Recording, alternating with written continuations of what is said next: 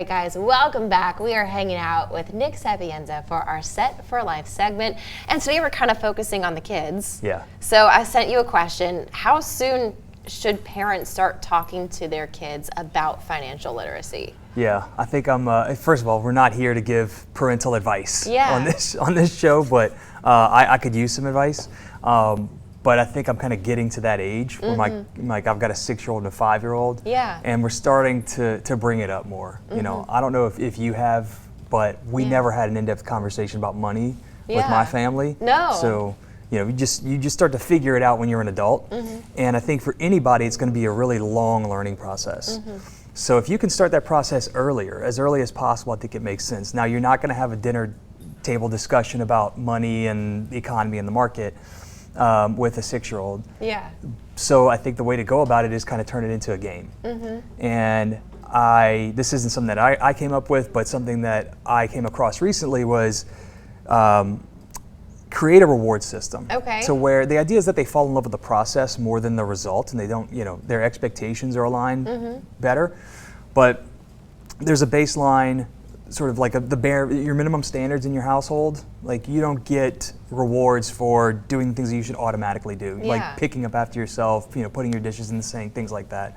But for going above and beyond, you can get rewarded. And that could be helping your sister with homework, doing something, a random act of kindness for somebody, helping me without asking, on your own accord.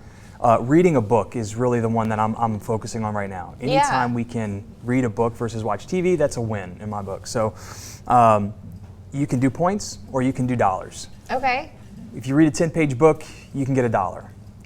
Then it's the whole process, right? Yeah. You find the book, you read the book, you explain the book to us, you get the $1 or the points, and you bank that. You put that in your little piggy bank, and you just enjoy the process.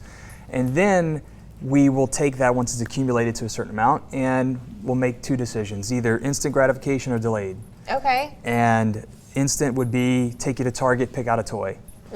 Delayed would be you save this money into a special account, maybe we invest it, and I match you. I'll call it the dad match, right? So you put in $20, I put in $20. Very different from the dad tax that I usually take.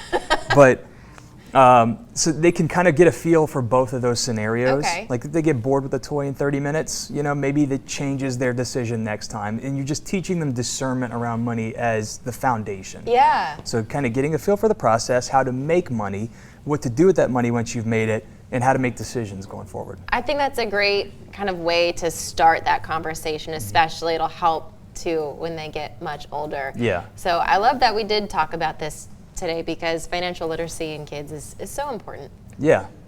I think it's something that should be taught in schools. We'll see if that's something that comes up. Recently, there's a school in, I want to say in Jennings, that they're making that for high schoolers now. Well, I just talked about Eunice with someone, so we might bring that up. I think that's a great idea. I wish I had that in high school. Yeah, let's be honest. Well, as always, thank you so much for hanging out with us. If you at home want to learn more, kdn.com, but let's check in with Adam Olivier.